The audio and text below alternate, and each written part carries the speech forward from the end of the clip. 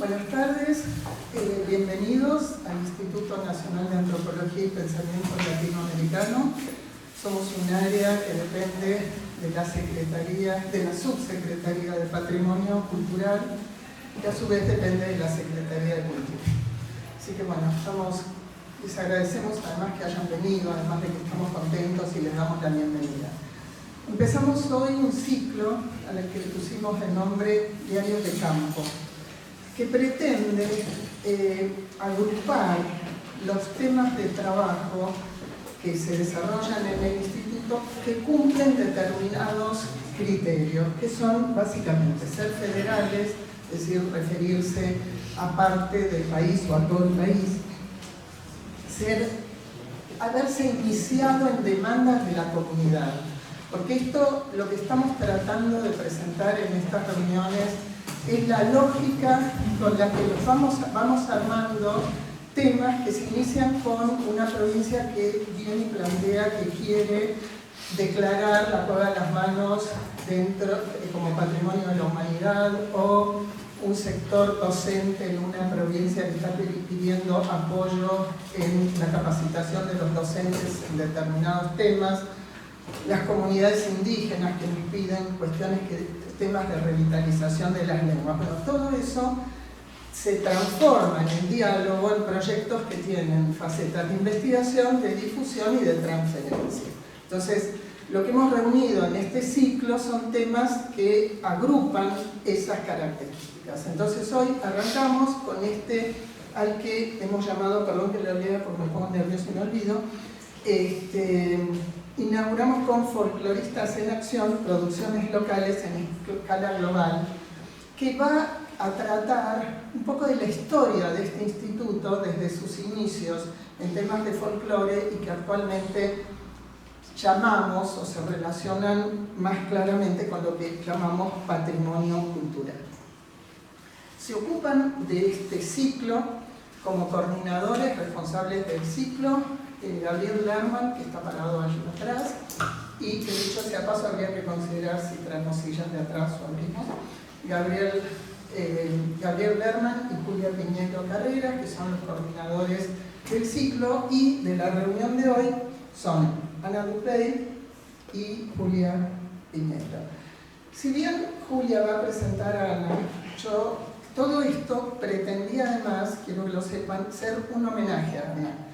Cuando Ana terminó de gritar que de ninguna manera, entonces transformamos esto un poco menos en un homenaje a Ana, pero van a ver ustedes por qué uno quería homenaje a ella, porque ha sido una compañera impresionante de trabajo y porque lo sigue siendo desde su rol de asesorado honorario del instituto. Julia Piñero Carreras es licenciada en Ciencias Antropológicas con orientación sociocultural por la Facultad de Filosofía y Letras de la UCA. Es magíster en Antropología Social y está doctorada también en Antropología. Dicho esto, es además docente de la UBA, dicho esto, aclaro que además es investigadora de acá en el instituto y que se dedica precisamente, desde que está acá, la raptamos para el área de etnolingüística y bueno, y la tenemos como responsable de todas estas tareas y yo espero que pronto ella pueda coordinar sobre todo trabajos que tienen que ver con el seguimiento de los proyectos de investigación. Los dejo entonces con las responsables de esta área. Bueno, buenas tardes a todos y a todas por estar acá. Gracias por estar acá. Muchas gracias, Leonor, por la presentación. Voy a decir algunas cositas antes de presentar a Ana María. Queremos agradecer en nombre de todo el equipo que está preparando este ciclo, que si bien Gabriel y yo estamos junto con Leonor coordinando, hay un montón de personas y de gente, compañeros y compañeras que están ayudando con los contenidos, con propuestas, equipos de investigación que están participando. Queremos agradecer especialmente al equipo del Museo Nacional del Hombre, que preparó, como pueden ver, la exhibición de fotografías y de objetos que tienen que ver con la charla que Ana María va a dar ahora.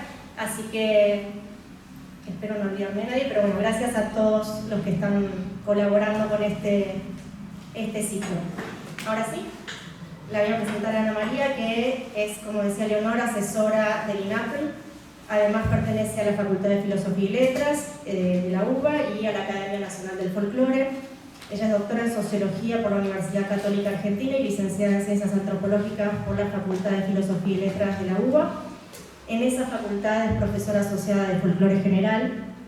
También es profesora titular de Antropología de la Universidad Interamericana, docente de la Diplomatura Folclore, Identidad y Sociedad de la Universidad Tecnológica Nacional y en los diplomados de Culturas Tradicionales de la región Interfronteras en el Río de la Plata y sobre Patrimonio y Educación Patrimonial, organizado por la Fundación Jacques Topá, Cátedra UNESCO Fronteras y Migraciones y Centro de Documentación Histórica del Río de la Plata y Brasil.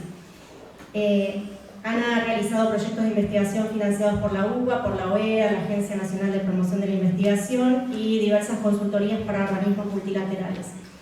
En Filosofía y Letras de la UBA dirigió la sección de folclore del Instituto de Ciencias Antropológicas, fue docente en cursos de formación docente del INCUD, fue evaluadora externa del CONICET y es autora de múltiples libros, capítulos de libros y artículos en revistas nacionales y extranjeras. Y también es editora de muchas revistas y libros de folclore. Esto es un resumen. Ya está, pero es un resumen, no, claro. Ana María entró a trabajar en lo que hoy es el INAPL en 1973 y bueno, después tuvo una trayectoria en otros organismos de cultura y volvió al instituto. Así que, bueno, para mí es un honor, ella fue mi profesora y después nos volvimos a encontrar acá. Trabajamos juntas en algunos proyectos, así que la presento y los dejo con ella. Agradecer la invitación y a toda la movilización que significa realizar este ciclo, del que gracias a Dios me han invitado a participar y me encanta. Yo me voy a referir básicamente a mi experiencia como compañera de muchos de los investigadores del instituto que se dedicaron. El recorte que hice para hacer esta presentación de los investigadores fueron los que se autorreconocieron como investigadores en el campo del folclore, tuvieron una producción continua a lo largo de toda su vida en relación al folclore y además que postularon, analizaron, desarrollaron teorías y métodos vinculados a la investigación del folclore.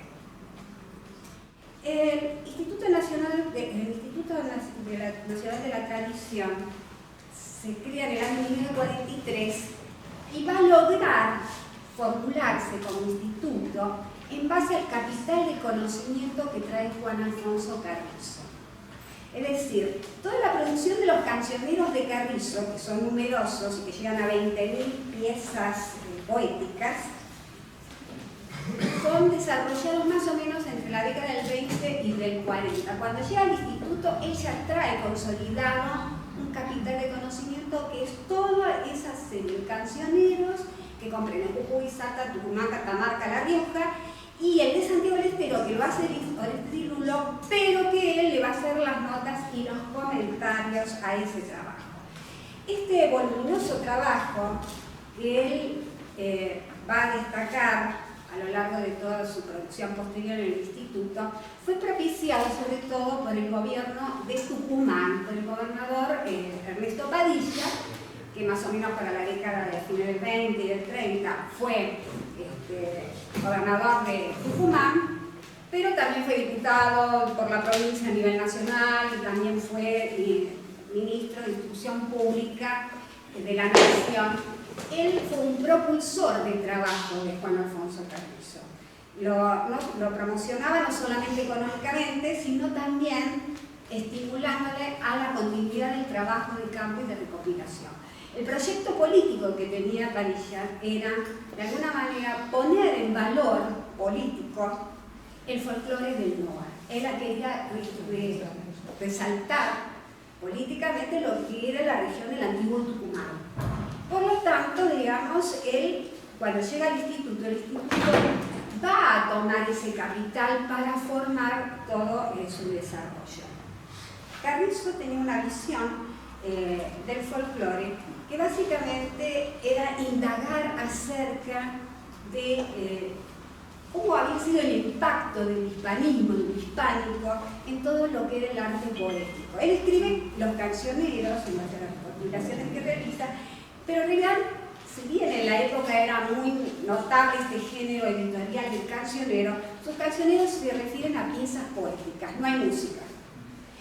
Y, digamos, en esas recopilaciones que él va a hacer, va a tratar de concentrarse en ver, bueno, cuál es el impacto de ese mundo hispánico colonial en lo que era la poesía local.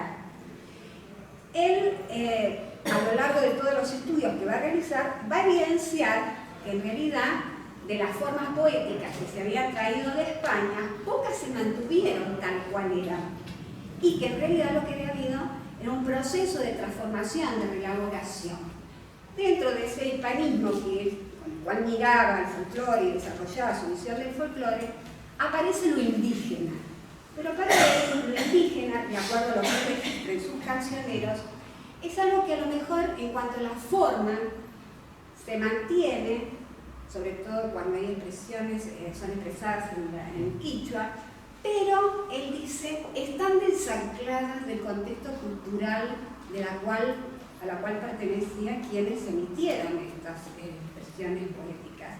Y él encuentra que no puede acceder a la base ideológica que tienen esas expresiones poéticas, que en realidad están presentes, pero no puede comprender plenamente. Él va a registrar, digamos, estos cancioneros, incluso... ¿Vos me querías hacer una pregunta? Solo cambié la... Así cambia. Acá tenemos los cancioneros, incluso él va a recoger todo lo que es el folclore tabernario, que sería todo aquello que tiene que ver con expresiones que en esa época, digamos, se considerarían fuera de lugar moralmente, pornográficas, que él recogía en los bares a los que concurría. Entonces, él, además, el valor del trabajo de él, aún con esta mirada hispanista, donde está de alguna manera invisibilizada sobre todo la significación de lo indígena en estas formas poéticas, él va a poner de relieve el folclore de la zona del noroeste y va a rescatar la importancia de la zona del noroeste. Y fíjense que eso ha quedado muy grabado en el imaginario popular, porque siempre cuando hablamos de folclore muchas veces se empieza en el noroeste, no se habla, por ejemplo, del folclore de Patagonia, hubo discusiones si había folclore de la Patagonia, no hubo folclore de la Patagonia, etc.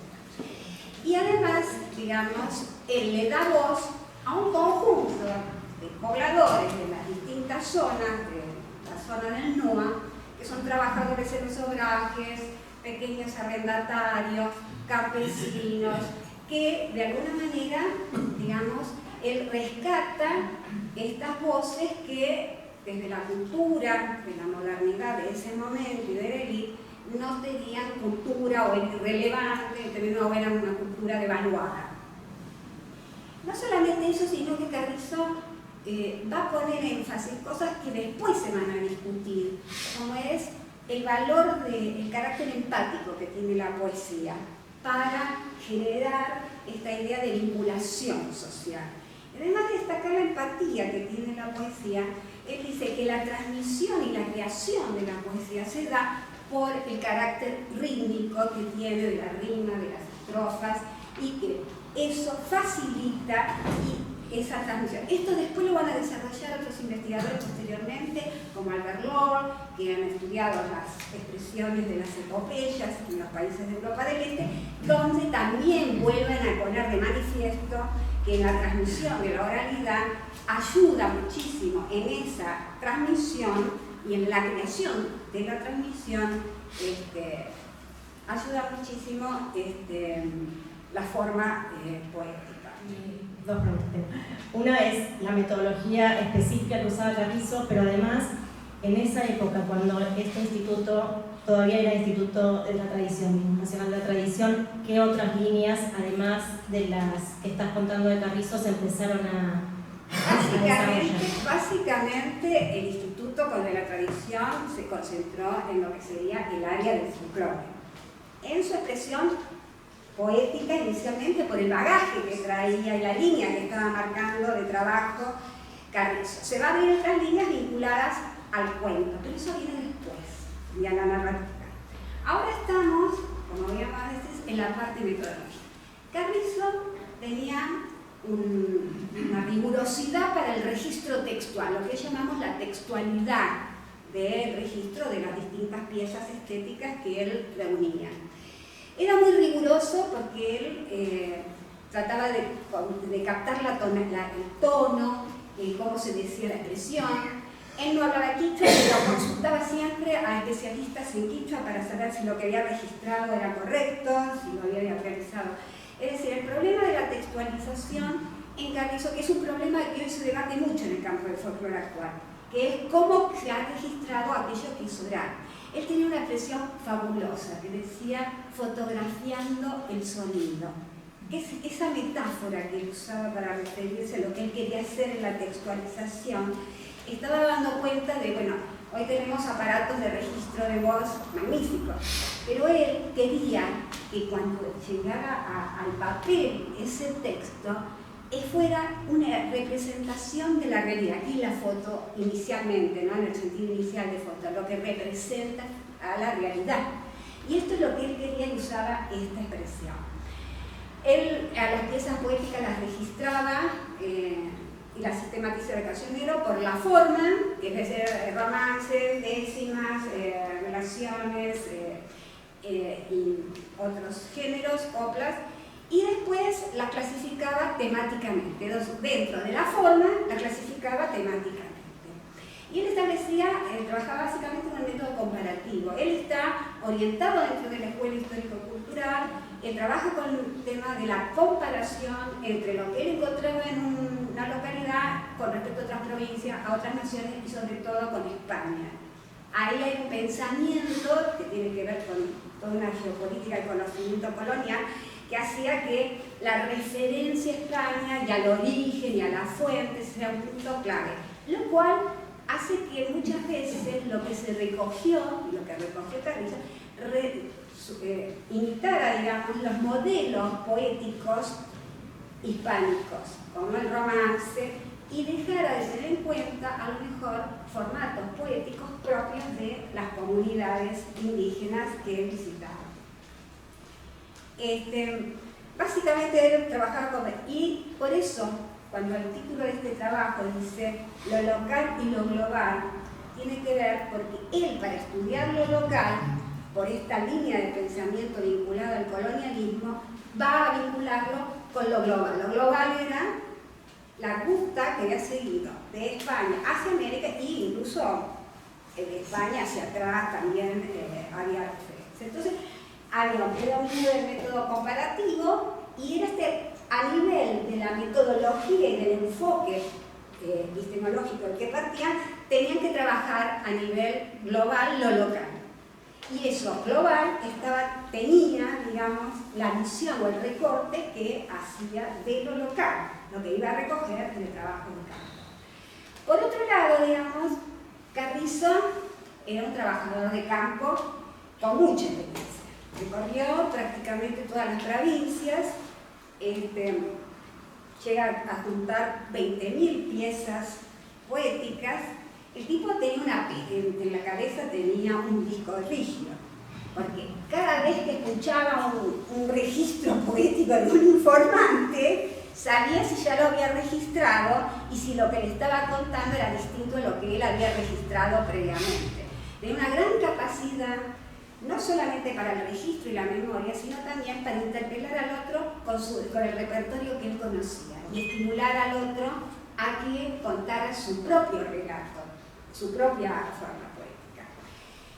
Carrizo hacía trabajo de campo financiado fundamentalmente por Padilla y todas las concesiones que le hizo el Consejo Nacional de Educación como maestro, que le dio licencia para hacer todos estos recorridos, y facilitado por los dueños de los ingenios, de las haciendas, que le facilitaban el acceso donde estaban los trabajadores, los paisanos, los que trabajaban en los obrajes, para hacer estas recorridas. Además, él trataba de mimetizarse y de conectarse con aquellas cosas que le interesaba o que eran él, por ejemplo, iba a todas las festividades, a todos los rituales en los que podía acceder, y digamos, también acompañaba a los comerciantes, a los arrieros. Él se hacía presentar como parte de los comerciantes y arrieros, y a veces le decía que, bueno, él juntaba estas formas poéticas para ponerlo después en los envoltorios de los caramelos para hacer publicidad en Buenos Aires, ¿no? Tenía, digamos, un bagaje. Muchas veces tuvo que hacer el monaguillo para estar vinculado a la comunidad. En otros casos, digamos, tenía que hacer muchos kilómetros en lomo de mula, acompañando gente que era arriera o comerciantes. Él básicamente, digamos, no había fiesta, ceremonia, y sobre todo a los bares concurría él. Él pagaba por cada pieza poética que no conociera él, con su disco rígido, digamos, pagaba unos centavos, ¿no? Esa era su metodología. Me parece interesante que él hay una evaluación de sí mismo, ¿no? Como investigador, en referencia sobre todo a su cuerpo. Castello era una persona voluminosa, y su trabajo de campo no era sencillo, lomo de mula por muchos kilómetros. Siempre habla de los padecimientos de la mula por transportarlo a él. Y además, esto también se reflejaba en la comunidad, porque le invitaban tenía que vivir en la puna en alguna casa, porque al aire libre, ustedes saben que no se puede pasar la noche. Entonces iba a la casa y no podía entrar por la puerta. Y él va tomando toda conciencia. Él empieza a tener una reflexión sobre su propio cuerpo como investigador en relación a todo este trabajo y a la mirada que tienen los otros. Entonces va a un baile, él iba mucho a los bailes, a las fiestas, para hacer los registros. Imagínense lo que pensarían las autoridades del Ministerio de Educación, de este señor se lo pasaba en los bares con la gente tomando copas para recopilar lo que vería, ¿no? El resto. Entonces va a un baile, le toca un gato con relaciones para bailar. El gato con relaciones implica, para los que no están, es que alguien propone una relación, una forma poética, y el otro le tiene que contestar.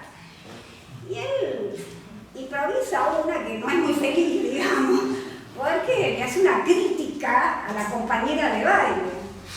Y la compañera le devuelve una que le da en el palo, le dice, le critica el peso que tiene, dado que él le critica la nariz de la señora, él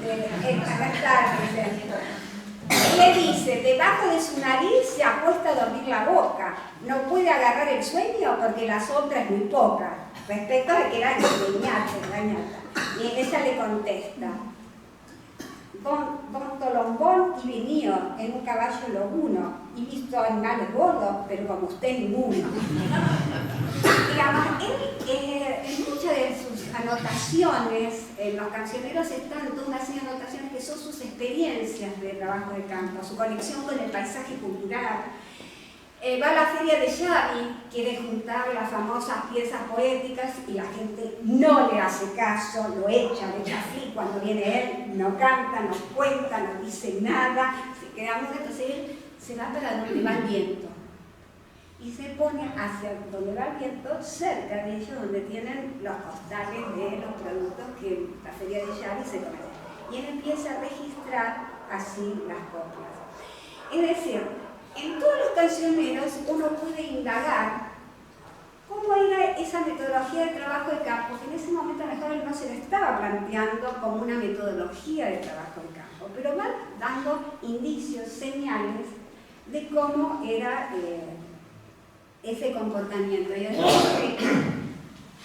él va también en esas anotaciones que él hace, dado que en el instituto no están los diarios de trabajo del campo de él, ni tampoco creo que lo tenga la Universidad de Tucumán, que sería ese lugar. Él va dando pautas de cómo llevaba a cabo estas transacciones en cuanto a cómo se articulaba con las comunidades, cómo se comunicaba con los informantes, y sobre todo él capta cuáles son los problemas del momento que vivía la gente. El tema del arriendo es el tema que más aparece dentro de las preocupaciones que tenía la gente del lugar cuando él iba a registrar esas coplas, que él prefería siempre registrarla por dictado, palabra por palabra, en la casa de la gente. Pero esto no era siempre posible. Entonces, él, digamos, va a distintas comunidades y ahí aparece el pago del arriendo. Este era un problema porque, digamos, el exceso de los propietarios con el cual tasaban los arriendos hacía que los pobladores muchas veces no pudieran pagarlo. O si pagaban, no tenían para seguir reproduciendo su economía. Entonces, Carrizo va anotando en los cancioneros, en la parte introductoria, cuando él habla de la metodología y de la experiencia de lo que era el trabajo del campo, él va anotando cómo, digamos, los representantes de la autoridad o los que iban a cobrar, los cobradores de los arriendos, eran tratados por los paisanos. Y los paisanos, digamos, unas mujeres le orinaron en la cara, a otro le pegaron, a dos lo mataron, digamos, y era el tema de conversación. Dice Carrizo que ese era un tema con el cual con la gente había surgió una empatía al trabajar esto. Y él habla sobre, digamos, apuñalamientos, bueno, una serie de eventos que tenían que ver con la tensión que le significaba a la gente pagar esos arriendos. Es decir, en esas anotaciones sobre sus experiencias de trabajo de campo, vemos cómo él producía la información con la gente y cuáles eran los problemas muchas veces que afrontaba en conjunto con la gente. ¿Él formó gente? Básicamente, él cuando viene al instituto trabajó mucho en la sistematización y reelaboración de todas estas cancioneros en función del origen hispánico de todas estas expresiones. Digamos, hasta el 42 él produce los cancioneros. Y básicamente él va a trabajar con un sobrino, que es Juan Jesús Carrizo, Alberto Carrizo, y se van a incorporar al instituto, por un lado, el correntino, se me fue el nombre, Perkins Hidalgo, y para los registros, y va a orientar a la búsqueda de otros géneros. Acá entra el tema de la narrativa y el cuento, es decir, él va a abrir en el instituto un área de estudio dentro del folclore ya vinculada a la narrativa y no solamente a la poética. Bueno, estos son pantallazos de los... ¿No trabaja con él Bruno Jacobella como asistente? Bruno Jacobella pasa a ser, cuando se crea el Instituto Nacional de la Tradición, secretario. Bruno Jacobella trabajó mucho la poética tradicional. Pero, digamos, Bruno Jacobella ya tenía una formación en sí mismo, ¿no? Y, digamos, si bien toma en consideración la tradición hispánica, no va a seguir estrictamente el método histórico-cultural que sigue Carrizo.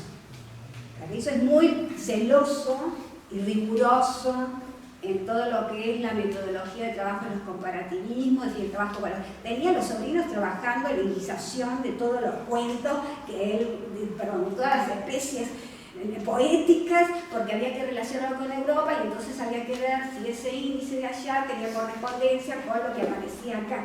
Y la verdad es que Carrizo encontró que de eso hispánico, tal cual como estaba en España, era el 5% en el cancionero. Que lo demás era toda una producción de transformación local, con base de modelos poéticos, como es sobre todo la copla, que no es tan común en España, y mucho menos acá es representativo el romancero en relación, por ejemplo, que España. Vos decías que él abrió nuevas líneas que involucraban la narrativa. ¿Y quién o quiénes se ocuparon de esa línea, digamos? Ahí empieza una nueva línea con una vocación que tenía el instituto de crear un archivo de la narrativa, inicialmente del cuento. Y acá van a aparecer figuras muy interesantes. Por un lado va a ser Olga Fernández Latour, Susana Chertudi de Nardi y Olga Esper, que están en las fotos, muy jovencitas ellas, en la puna haciendo trabajo de campo. Y ya el instituto dejó de ser Instituto Nacional de la tradición y por los procesos políticos de nuestro país que todos conocemos, viene la Revolución Libertadora del 55 y se convierte en Instituto Nacional de Filología y Folclore y pasa a depender de la Academia Argentina de Letras. Pero después se va la Revolución Libertadora y en el 56 se convierte en Instituto Nacional de Investigaciones Folclóricas. Ya en el Instituto Nacional de Antropología ya estaba trabajando Susana Chelsea. Y ya en el Instituto Nacional de Filología y Folclore aparecen investigadores muy jóvenes, además de Susana, que eran jóvenes, que es Olga Fernández Latour, Carlos de Lepiane, ven que tengo un polo de ayuda. Un sistema casi griego. Entonces, ¿qué es lo que pasa? Antes de llegar al cuento y un capítulo en el medio. Resulta que hay una continuidad en el Instituto del Estudio de las Formas Poéticas, que van a estar condensadas en el libro que escribe Olga Fernández Latour, siendo muy joven, trabajando en relación con Jacobera muy estrechamente, porque Jacobera se dedicaba al tema de la poética, y que ella viene con otras intenciones en cuanto al proyecto de investigación que va a llevar a cabo en el instituto, que son los cantares históricos. Y cambia la modalidad de trabajo. Ella va a hacer un trabajo de gabinete. Si bien hizo trabajo de campo para el instituto en distintas provincias, hasta que se fue su Olga, yo me voy a referir a este trabajo de los cantares históricos porque tiene elementos muy novedosos en términos. Por un lado, hizo un trabajo de lo que los antropólogos llamamos de gabinete. Para los que no están en el tema, generalmente se había dividido en el pasado el trabajo de los antropólogos entre los que van al campo y recopilan la información y el trabajo de procesamiento de la información dentro del lugar del gabinete del investigador. Hoy esas cosas no están así tan definidas, delimitadas, tajantes. Bueno, ¿y qué hace Olga? Bueno, Olga se revisa la encuesta nacional de folclore 1921, alojada en este instituto en el piso de... Podemos contarles a los que no la conocen qué es la encuesta y de paso publicitar que está disponible todo ese archivo en la web. Bueno, contá vos qué es la encuesta. No. Porque nosotras, como yo decía, nos reencontramos acá en un proyecto de difusión de ese archivo cuando se cumplieron 100 años de la encuesta del 21. En el 2021 trabajamos mucho juntas. Ana era la asesora científica y yo trabajaba en tareas de producción junto con Fernanda Pesa. Así que hemos trabajado mucho juntas y leído mucho la encuesta.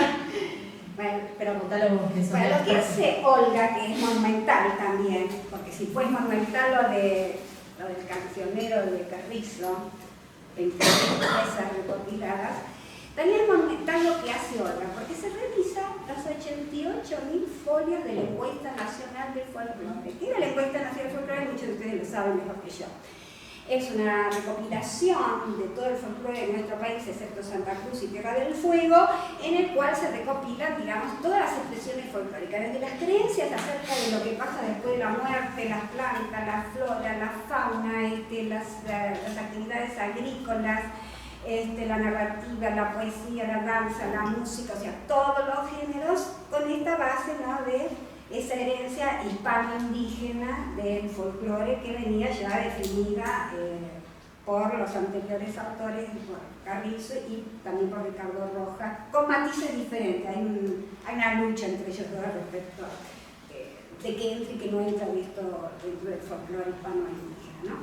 Pero ahora se revisan los 88.000 folios, que son la mayoría manuscritos, pero en algunos se basan en entrevistas. El Consejo Nacional de Educación, que fue el que promovió la encuesta a través de los maestros nacionales, que estaban radicados en las escuelas online, que se denominaban así por el ministro que las había creado, ellos recopilan, algunos entrevistaron gente, otros pusieron lo que ellos sabían de folclore, porque se consideraban los informantes los propios maestros, y en otros casos, como consideraban que lo más importante era la cultura letrada, se fueron a copiar de los libros lo que decían.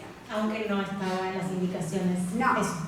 digamos, es cómo se recibió. Cada uno recepcionó la normativa y la armó como le pareció. Por más que hubo consulta, uno podía consultar al consejo y a Ramos le escribían, mire, yo tengo esta duda, si dicen malas palabras, ¿lo puedo poner en encuesta? Entonces, y el maestro, de acuerdo a su leal saber, interpretar, decidir qué es lo que va a poner o no en la encuesta. Digamos, había consultas, pero... Y aclaro también, para los que no saben, que era un concurso, ¿no? Era un certamen. O sea, era un certamen donde había premios. había no me acuerdo cuántos premios. Sí, pero le llegaron 10 años después, como todo en nuestro país. Había también Ser veterano, no maestro jubilado. para los mejores legajos había premios. Sí, hubo premios para San Luis, Alcopremio, muchas provincias fueron reconocidas por el volumen, la calidad, no era el volumen solo, la calidad de lo que habían recopilado, la rigurosidad de haber seguido las normas, en algunos casos, y ahora vamos a hablar de algunas cosas. Entonces, online se lee todo. Yo los invito a leer los 88.000 folios, ¿no? Y de eso selecciona 250 piezas poéticas. ¿Con qué criterio la selecciona? Ella va a seleccionar aquellas piezas poéticas que hagan referencia a acontecimientos, personajes o hechos trascendentales para la sociedad, de acuerdo, que tenga que ver con nuestra historia argentina, digamos, ¿no? Entonces ella va a hacer un doble trabajo.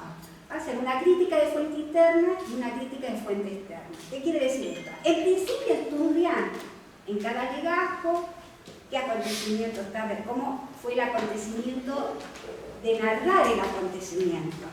Y entonces toma en cuenta digamos, cómo fue registrado, qué le preguntó el maestro, los comentarios que hace el maestro sobre lo que registró, qué opiniones le mereció al maestro sobre lo que registró, cómo registró el acontecimiento histórico. Y la crítica externa es ver si ese acontecimiento, cómo aparecía en los libros de historia y en las fuentes históricas. Entonces, ella hace un trabajo de gabinete. Esta obra es una obra celebratoria porque festeja se realiza con motivo del sesquicentenario de la Revolución de Mayo. Por eso esto de cantares históricos de la tradición argentina. Entonces, acá no tenemos un trabajo de campo de ir a la provincia a recorrer por caminos. Ella el camino que hace de recorrida y el trabajo del campo es dentro de la encuesta. Es decir, también se puede hacer un trabajo de campo dentro de un archivo con un sentido del recorrido de producción de ese archivo. Lo interesante es, bueno, ¿qué le interesó a la gente de esa época otra vez? Bueno, ahí vamos a encontrar que lo que ella selecciona y que clasifica la manera de cortar de Carrizo por la forma. Ella va a organizar también romances, décimas, coplas, relaciones y luego por el contenido. Y ella encuentra, digamos, formas poéticas que hablan de cómo el virrey Sobremonte huye con los caudales del virreinato a Córdoba. También tiene historias, aparecen historias sobre cómo era el engrillado, las personas que eran combinadas a alistarse para ir a la guerra del Paraguay, los engrillaban, los llevaban de La Rioja, de Catamarca, a pie, muriendo en el camino la mayoría por epidemias, por hambrunas, infecciones, y cuando llegaban a Santa Fe los embarcaban al frente en Paraguay. Entonces, hay toda una serie de acontecimientos en los cuales muestran una mirada distinta a la historia oficial. Y sobre todo esta visión de que las provincias de la Argentina no querían para nada la guerra del Paraguay, mucho menos los correntinos. Y cómo esta guerra era recepcionada por los sectores populares, que además eran guerras que se resolvían en Buenos Aires, no en las provincias. Pero también acontecimientos que cuestionaban paradigmas de la élite.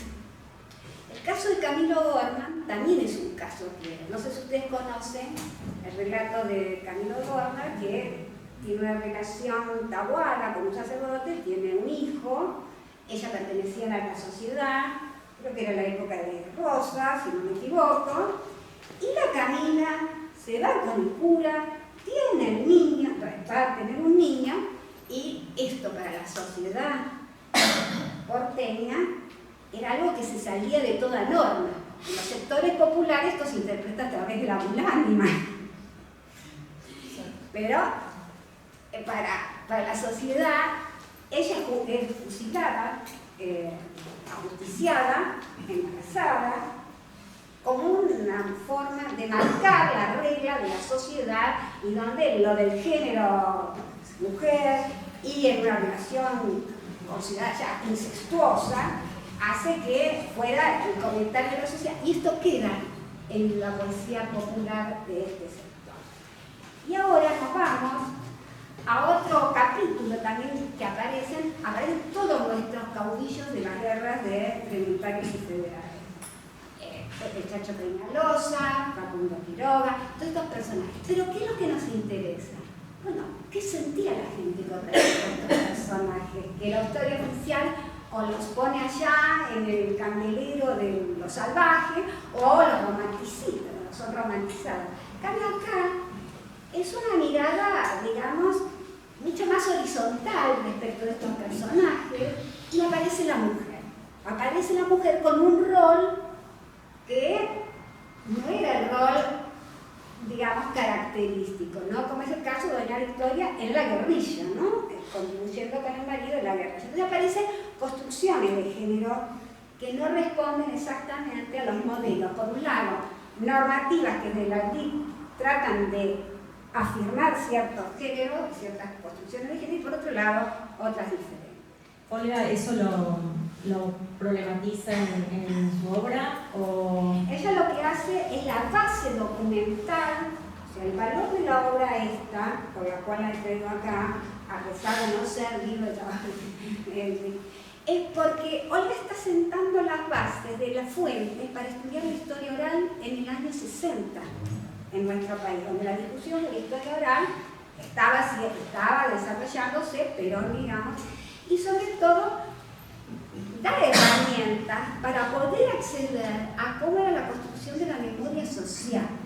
Pero atenti, porque hay dos cuestiones. Hay cierta poesía hecha por poetas que están hablando de la mirada de los sectores populares. Pero hay otra poesía que son poetas que están alineados con el poder. Y entonces utilizan la poesía muchas veces para hacer una pedagogía desde una mirada política particular. Esto uno se da cuenta, digamos, cuando analiza los textos, en qué medida hay una expresión popular, o, como había muchos cielitos patrióticos, había una orientación política que era resaltar la Revolución de Mayo, la lucha contra los españoles del periodo colonial, donde había en el lenguaje y en la forma del armado, había una disposición ideológica particular. En el 74 el Instituto cambió de denominación, Instituto Nacional de Antropología. Susana Echeturi venía trabajando desde el Instituto Nacional, de la época del Instituto Nacional de Antropología, desde el Instituto Nacional de la Traducción. Ella entra con el Instituto Nacional, pero va desarrollando un trayecto que va desde técnica, investigadora, directora de la sección folclore, hasta jefa científico-técnica del instituto. Susana tuvo una vida breve, murió con 50 y pico de años, lamentablemente, pero tenía una capacidad y una producción increíble. Ella se va a alinear dentro de los estudios de los cuentos folclóricos. Ella quiere crear un archivo del cuento folclórico en la Argentina. Y Susana no va a buscar tanto los orígenes hispánicos en la ruta, aunque ella, si bien eso lo consideraba en sus escritos, va a estar presente, pero ella va sobre todo a tratar de indagar, bueno, cuál es la especificidad del cuento de la Argentina. Y ella encuentra que el cuento maravilloso no es lo nuestro, sino que a través de toda una serie de recopilaciones que ella va haciendo propias, y acá viene este conjugar trabajo de campo y el trabajo sobre colecciones de otros. Entonces ella va a trabajar con los cuentos, con los dos libros, primera y segunda serie de cuentos folclóricos, donde ella va a poner cuentos propios, cuentos de la Encuesta Nacional del Folclore. Todo eso significa revisión crítica de cada una de las fuentes. Y cuentos de otros inventores investigadores se lo van a facilitar Cortázar, Braco, se lo va a Miguel Ángel González, compañeros de ella de la facultad. Y me olvidó uno que fue a Venezuela, ¿cómo se llama esa Andrés Arriba. No, Bilbao. Santiago también es de la misma generación. Y ellos le facilitan, ya los textos van a ser grabados. O sea, eso de fotografiar el sonido va a ser ahora grabado por Susana y por estos colegas de ella en La Tuna, que trabajaban en ese momento. Y Cortázar va a facilitar 76 versiones de cuentos para hacer estas dos primeras series. Pero Susana va un poco más allá. No solo identifica que hay el cuento de animales el característico nuestro, identifica ciclos de nuestros cuentos que tienen que ver con personajes de la fauna local, pero con características que son valoradas por la gente. La audacia, la picardía, el saber tratar con otros, digamos, aparece una serie de valores culturales que están detrás de estos relatos. Si bien Susana trabaja localmente, ella va a tener una proyección y le va a dar al instituto una proyección global. Primero porque va a ser fundadora y 2 veces vicepresidenta de la Sociedad Internacional de Investigaciones Folclóricas, que es una organización internacional dedicada a la investigación del folclore que se crea más o menos a fines de los 60, 70, donde Susana se va a desempeñar, y ya en los 2 primeros números, en la revista Fábula, que es una revista internacional, ella va a promocionar y a difundir las investigaciones de folclore que se hacen en la Argentina. Susana es doblemente global. Es global en su estudio, porque cuando ella estudia cualquier relato, va a ver en los índices de motivos que a nivel global funcionan, dónde se dan estas características. Digamos, nosotros tenemos el lobizón, pero nuestro lobizón no es lobo, es perro. El lobizón es en Europa. Momentito, acá tenemos uno. Y tienen otros valores. Cuando uno escucha las narraciones y lo que significan en cada contexto, o sea, Susana sitúa en el contexto rural. Ya me perdí. Y además va a trabajar, es obviamente internacional, qué bueno, obviamente internacional, porque ella trabaja lo suyo a nivel de los relatos y de los cuentos, viendo ese panorama global y dónde está la diferencia de lo argentino. Pero además trata de posicionar el conocimiento, la producción de conocimiento argentino en instituciones internacionales para que adquiera visibilidad. Y además, por la misma metodología que tenían estos organismos, que prevalecía en ese momento el método finlandés, necesitaban de toda la visión del folclore de todo el mundo, porque nacimos los folcloristas globales. No sé si lo abandonamos o no, eso no sabía decir. Bueno.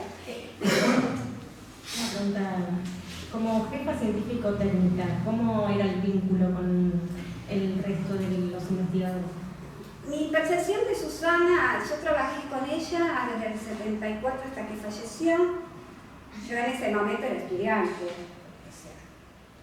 Susana para mí me dirigió la tesis de licenciatura, hice el cursillo de especialización.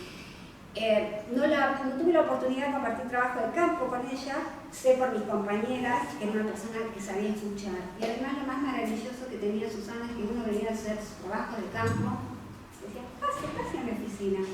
Y ella te escuchaba y reflexionaba con vos sobre tu experiencia de trabajo de campo y sobre lo que vos estabas trabajando.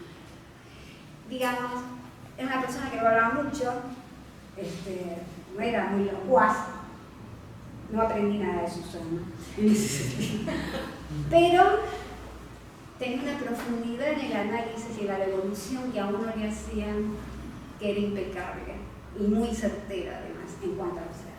Susana empieza a distanciarse, o mejor que distanciarse, la palabra es amplía su visión. Hay un cambio en Susana en la década del 73-74, cuando yo era alumna en la facultad. Susana empieza a preocuparse por la leyenda de creencia. Esa conexión que ella hizo con la sociedad internacional le abre un mundo de posibilidades respecto de ver otros géneros que no eran los establecidos previamente por todo el mundo académico, que era, y que en nuestro país es muy común, que es el relato de la experiencia personal, de un aparecido, de un tesoro escondido, de un personaje, experiencias sobrenaturales, ya sea vivido por él como persona, por haber sido testigo o porque se cuenta, se dice en la comunidad.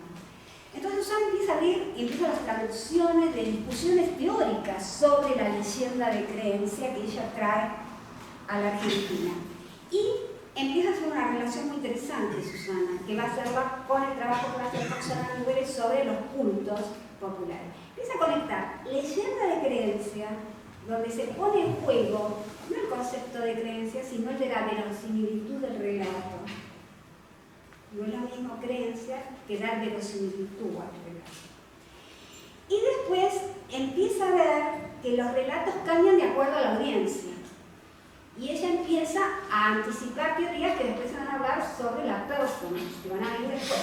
Y empieza a ver otra cosa, la relación entre la leyenda, la práctica cultural y, digamos, las relaciones de construcción de lo que sería la religiosidad popular. Empieza a traer teorías como la de Aldo Punti sobre la religiosidad popular. Leíamos, ahora se me fue el nombre, neocolonial, el cordobés que está en Estados Unidos, en México, Dussel.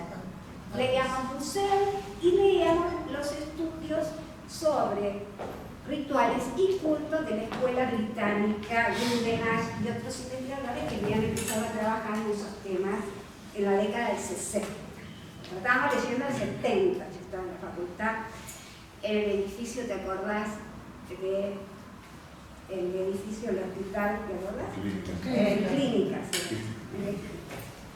Pero Susana entonces abre hacia los estudios del culto popular una amplitud de vincular las narrativas con otras prácticas vinculadas y para interpretar el caso. Ella trabajó muchas cuestiones vinculadas a las mujeres, la leyenda Martina Chapanay, la difunta Correa, no con una perspectiva de género, no estaba presente esa problemática en los estudios humanos, pero sí había una selección de tipos de mujeres que salían de la escena de lo corriente. Sara trabajaba sobre todo problemáticas indígenas. Ella sí era feminista, ella sí tenía una dimensión de feminista y muy precursora del feminismo. Además le aportó, yo antes había estudiado para ser religiosa, con lo cual conocía muy bien toda la cuestión teológica, que era la teología de la liberación y esta introducción de toda la revisión de los cultos populares a la luz, digamos, de un pensamiento decolonial que estaba instalándose en nuestra sociedad. Con Sara, el libro aparece después de fallecida Susana, junto con un artículo de la revista Logos, donde ella habla de esta cuestión de cómo los relatos hay que verlos en ese contexto de comunicación, porque ahí se completa el sentido del mensaje. Aparece ahora Marta Blache, que también incorpora, ¿no?, una nueva mirada, metodología en el instituto. Marta de 71-72 ingresa como investigadora en el instituto. Ella se había formado en la UBA, con Casar, con la calidad de Martini, o sea, con todo el cuerpo docente de esa época. Armando Vivantes fue su director de tesis de la licenciatura y ella va a hacer un doctorado en Indiana. Y cae en un momento muy interesante. Indiana University en Illinois, Estados Unidos, es una universidad que se había concentrado en los estudios históricos culturales con el método finlandés, la manera en que venía trabajando el instituto acá, pero renuncian, jubilan al director, a Steve Thompson, y cae Richard Dawson, otro investigador importante, un defensor del folclore de Estados Unidos. Y él se aparta de los estudios histórico-culturales y decide abrir el folclore a que se incorporen nuevas perspectivas utilizando herramientas y recursos de otras disciplinas. Y Marta llega justo en ese momento. En un momento donde esa universidad está viendo una serie de paradigmas que resultaban novedosos, por lo menos además de la lucha que hubo entre Steve Thompson y Richard Dawson, que no viene al caso, pero que la hubo para explicar estas nuevas. Y Marta empieza una investigación muy interesante en la cual va a recuperar, va a trabajar la narrativa, ella va a trabajar la leyenda, o sea, si Susana puso un foco muy grande en el relato del cuento y luego va a dar un giro hacia la leyenda, Marta continúa con este tema de la leyenda. Pero ella va a buscar un camino diferente, ella va a dar un giro muy grande, en el sentido que empieza una relación académica con el instituto que dirigía Juan Ángel Magariño Martín, el Instituto y Laboratorio de Análisis Estructural. En esa época, en la facultad, estoy hablando 74, 75, 76, la semiología estaba, en la época de la dictadura, estuvo prohibida la semiología en la facultad. Y uno estudiaba afuera, en la calle, en los bares, en alguna...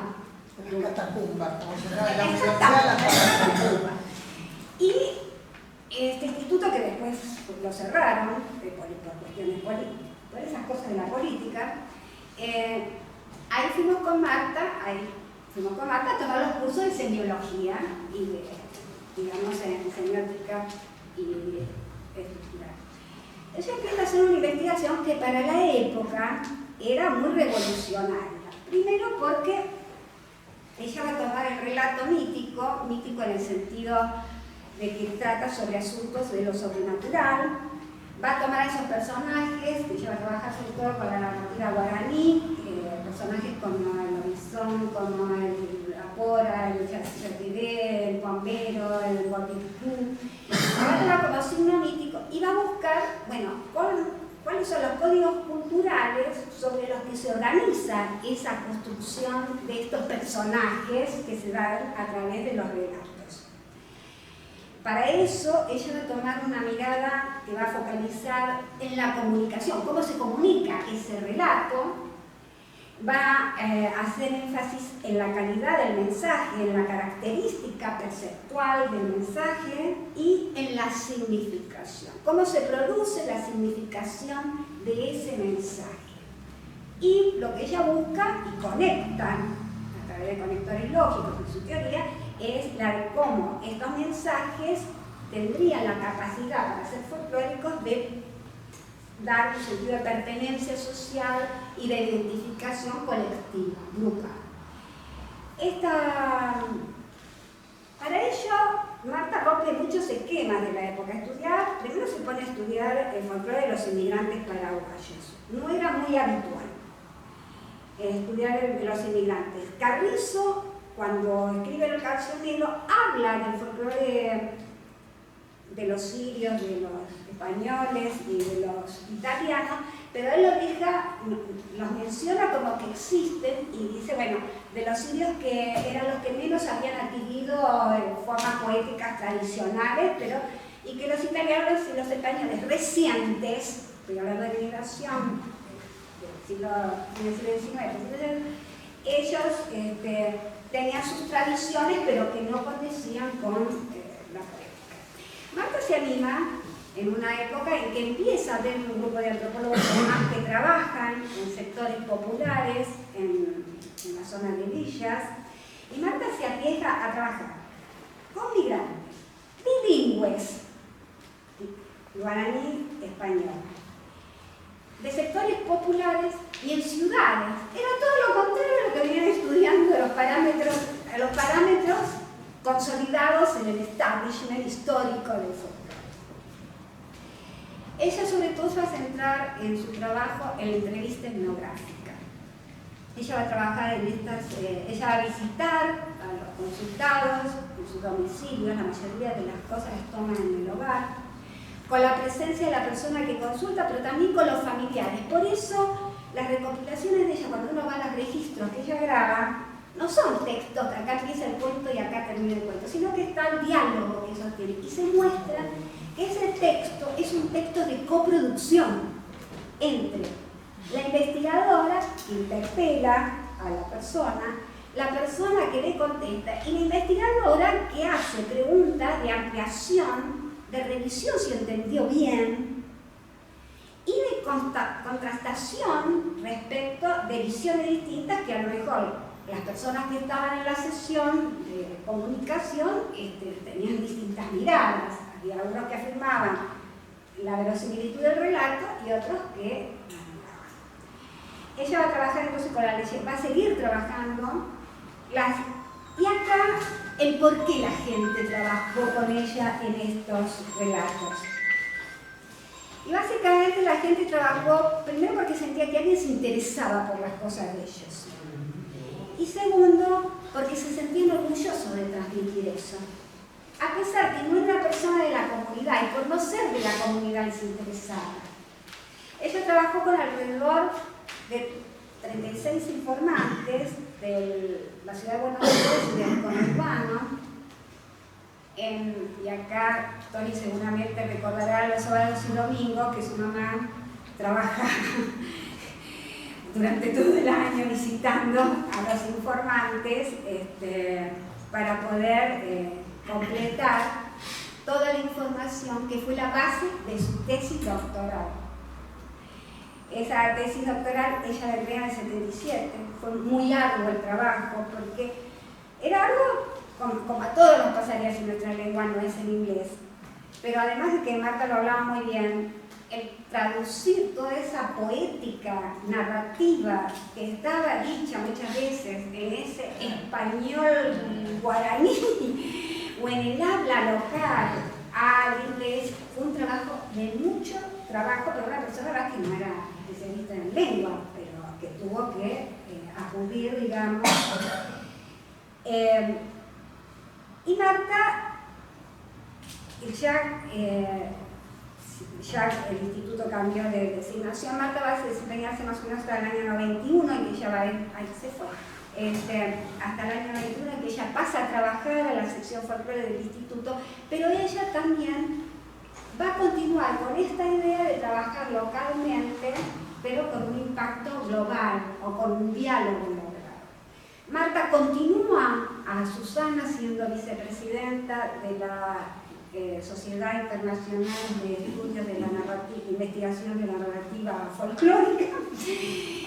Ella va a ser por 2 periodos vicepresidenta y organiza acá en el instituto, donde participaron muchos miembros del instituto con sus ponencias, con su trabajo, aportando.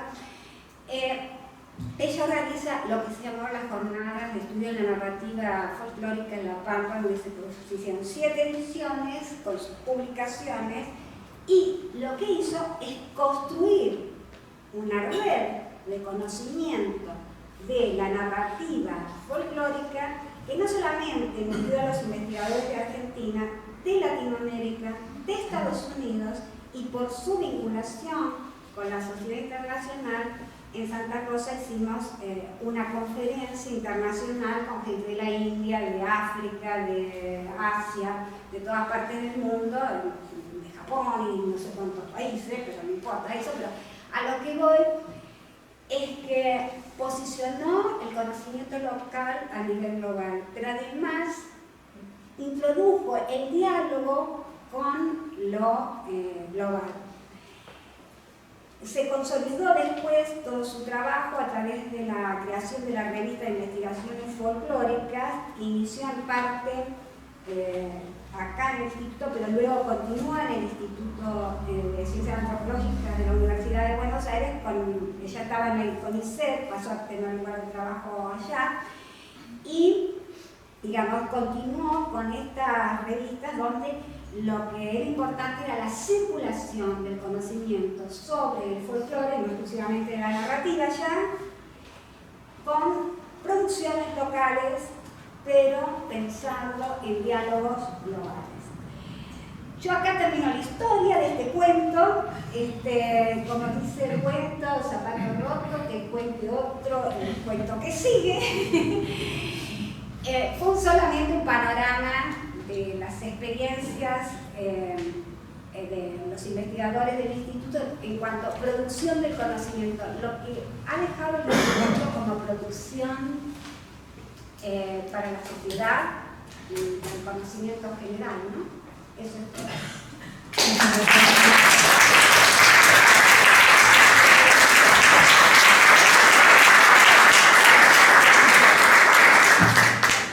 Muchas gracias, Ana.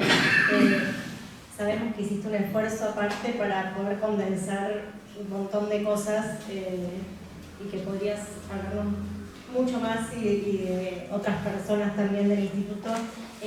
Así que bueno, ahora abrimos el espacio para preguntas, comentarios. O experiencia, Lo que quieran. con Susana, Sí, como musicóloga me llama la atención que Juan Alfonso Carrizo haya insistido en esto de que fotografiaba, ¿no? la narrativa, sería la poética, pero en realidad lo que trataba de fotografiar me parece que es la palabra, pero en definitiva sí, es una pregunta, ¿no? Si no entendí mal, él trataba de poner la fonética y ahí quedaba la cosa, no es que podía capturar en el registro escrito nada más que eso, no porque no se pudiera, sino porque su metodología llegó hasta ahí. él no usa la fonética, los registros fonéticos, la simbología fonética. Él lo que usa es la tonalidad, el habla local, el acento, la expresión, pero con una escritura en el abecedario, no, digamos, no usa fonética, no hay transcripción musical. Y además, muchos de los textos que él toma, además, los toma de otros cuadernos de recolectores de campo, de los propios poetas populares o de gente recolectora que era de la élite de Salta, por ejemplo, Matora, que hacían recopilaciones y que él tomó elementos. Él siempre se movió en la parte de la escritura y en ponerle letra a ese sonido, pero dentro de una escritura que respetaba los acentos, los tonos, la pronunciación, cómo él las interpretaba.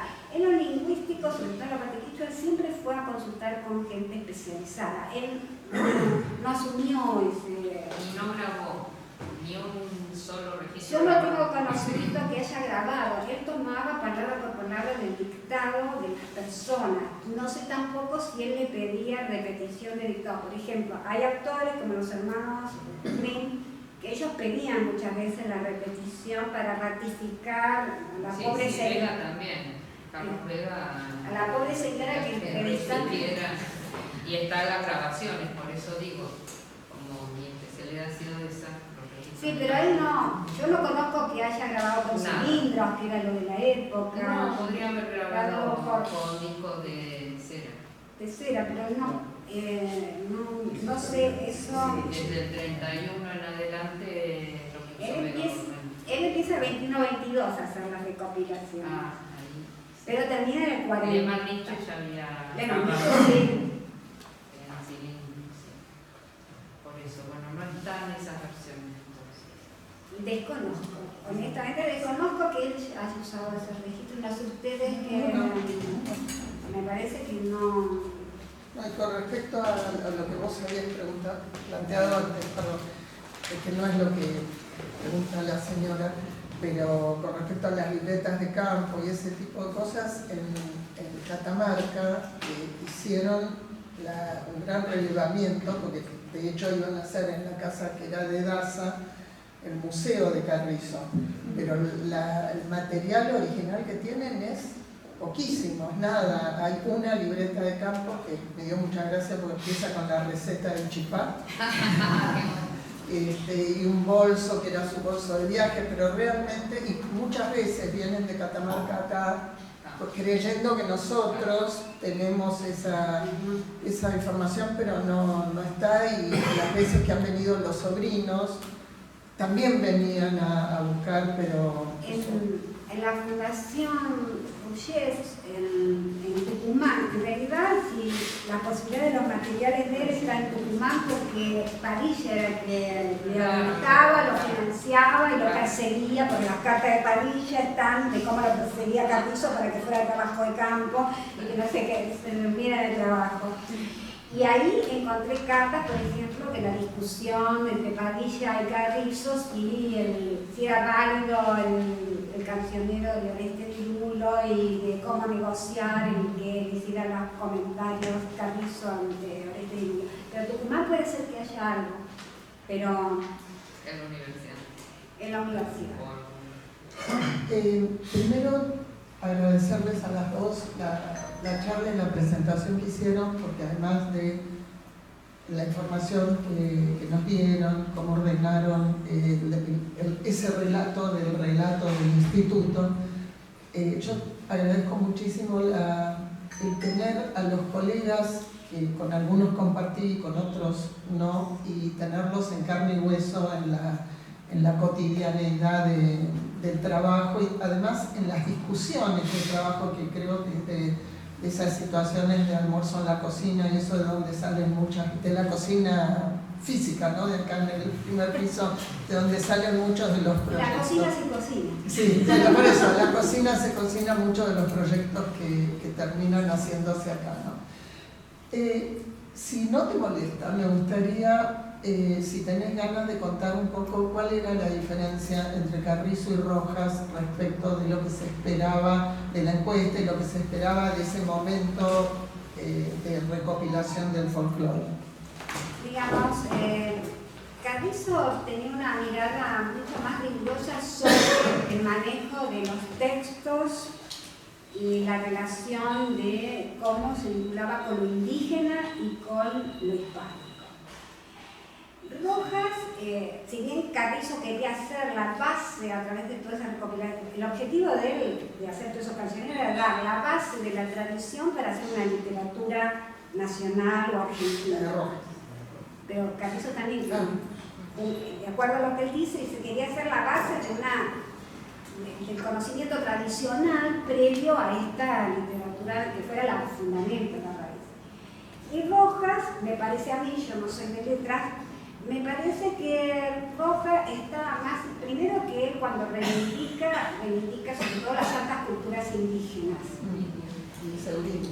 Siempre como es una cuestión muy fuera de la contemporaneidad, muy referida al pasado. En cambio, en Carrizo aparece la cuestión indígena con un poquito más de presencia en el momento que él registra, porque él está registrando.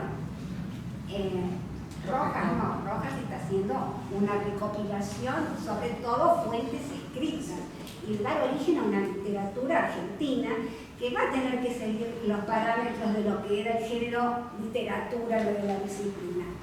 Por otro lado, digamos, lo que va a desarrollar, sobre todo Rojas, es toda una acción pedagógica. O sea, es muy fuerte toda la producción de Rojas va en una dirección, construir la literatura y por otro lado,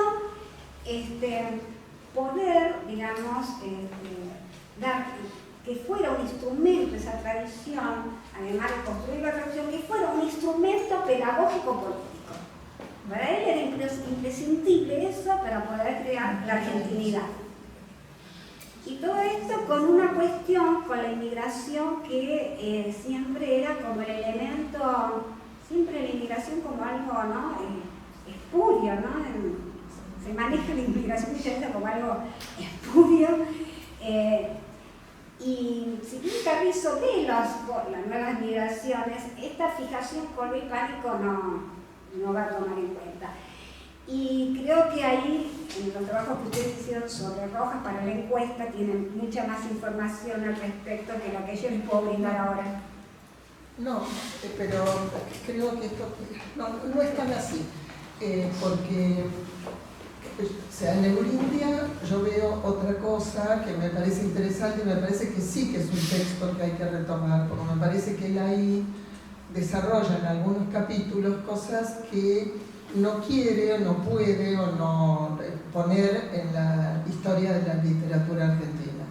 Ahí el tema de la inmigración aparece de una manera muy diferente, porque aparece como, bueno, el futuro es esto, es decir, vamos a ver qué es lo que construye esta inmigración con el pasado indígena. Y a mí en particular, con respecto a Grindia, me parece muy significativo el capítulo del tango, que él empieza diciendo que el tango es lo híbrido, es lo malo, y termina enamorado del tango y hablando maravillas y fascinado, y es un poco ese proceso.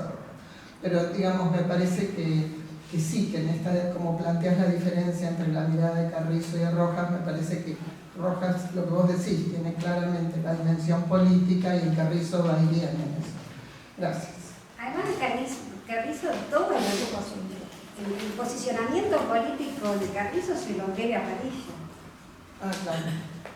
Él tuvo un mecenas, y ese mecenas que lo relacionaba con Buenos Aires, lo promovía que se conectara con las autoridades de Buenos Aires. En cambio, Rojas es un intelectual poderoso, político, tuvo cargos políticos en ámbitos educativos importantes, es otra trayectoria. Él maneja más la política, me parece, que Rojas. Pero terminó de pagar la casa 2 años antes de morirse. Pero bien, ¿alguna otra pregunta? ¿Eh?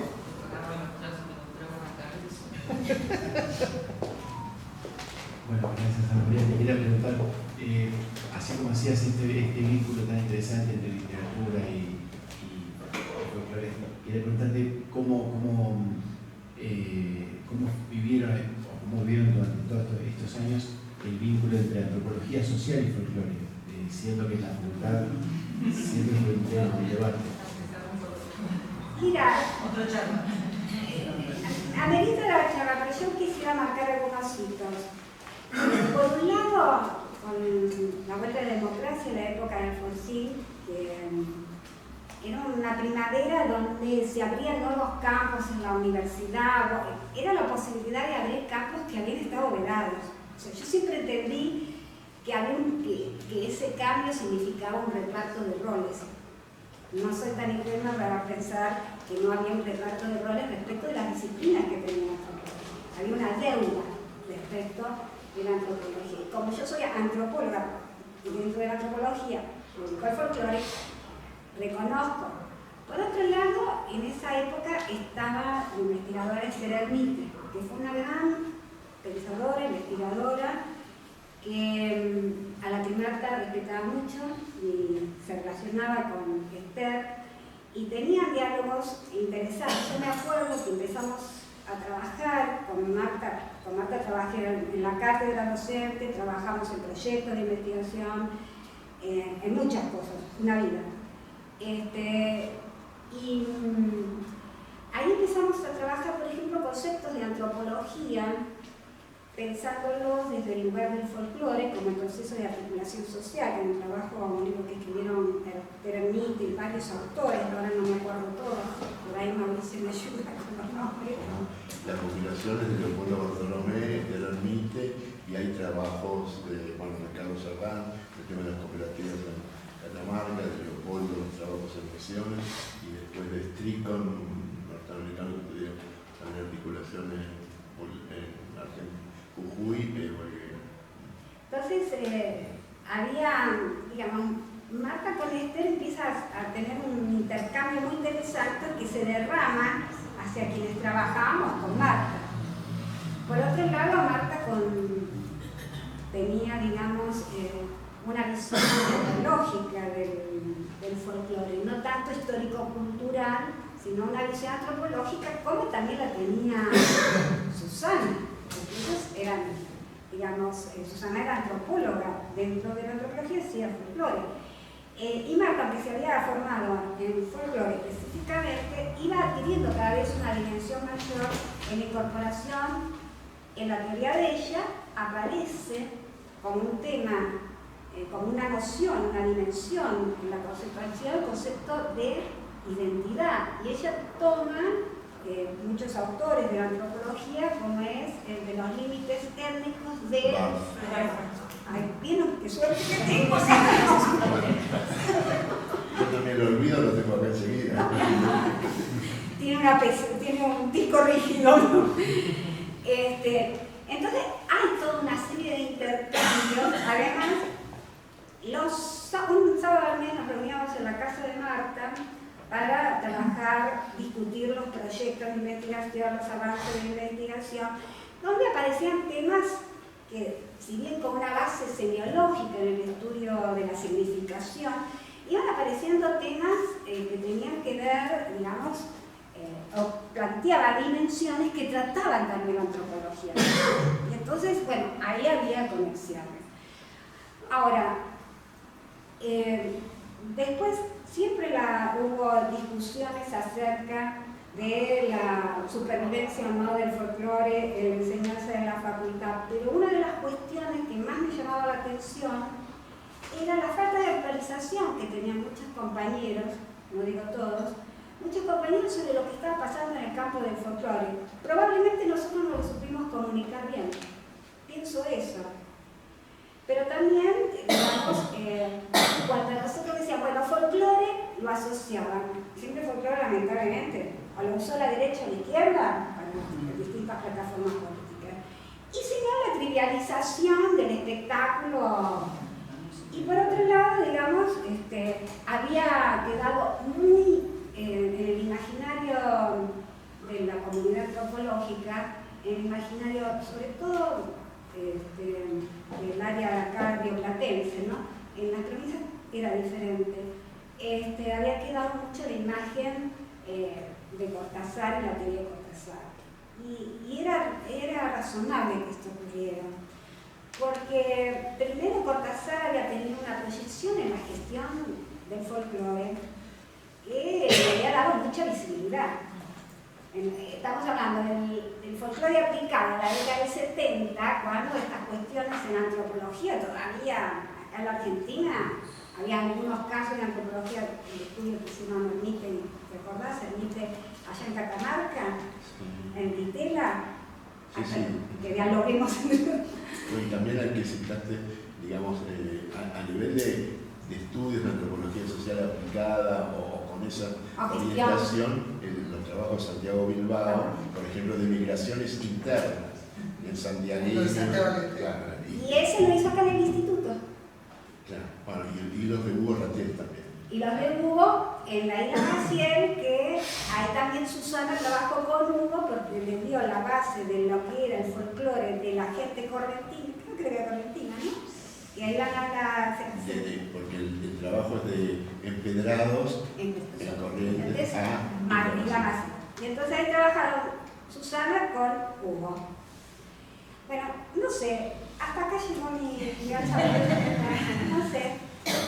No sé si justo veníamos para acá con Seda, hijo de Marta, y veníamos rememorando ciertas cuestiones y sobre todo, digamos, el papel de Marta, un poco lo que vos decís de antropología social y folclore, década del 84, el papel, digamos, que jugó Marta Blache para la constitución de la materia, la continuidad de la sección fue fundamental. Y también lo que vos mencionaste, justo se lo mencionaba a Seda, en el caso de mi mujer trabajó con, hubo un grupo que grababa Alicia Cataño, María Rosato, es decir, Victoria Rivas, personas de Levante, claro, las famosas.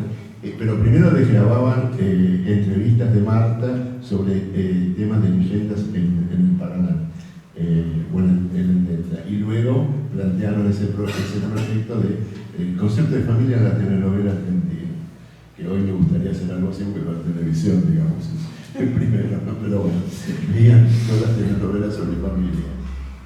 Y la primera beca que sacan el CONICET, que obtiene el CONICET, dirigida por Marta, mi mujer Ana María Rosato, tiene que ver con comunicación e identidad entre la isla y tierra firme en el delta, en San Pedro.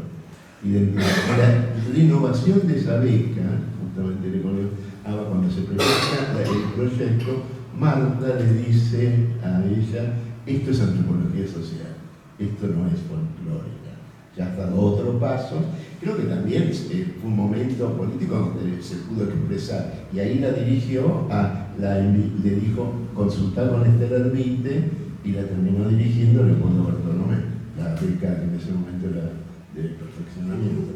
Y había un entrelazamiento muy, digamos, más allá de que hiciera folclore, etcétera, digamos, que se clasificara bajo ese rubro. Nos hacían grandes en ese momento. Los esperamos, y esta charla que tuvimos hoy con Ana María va a estar próximamente en YouTube también, para que la puedan ver y difundir para gente que no haya podido venir, si quería venir.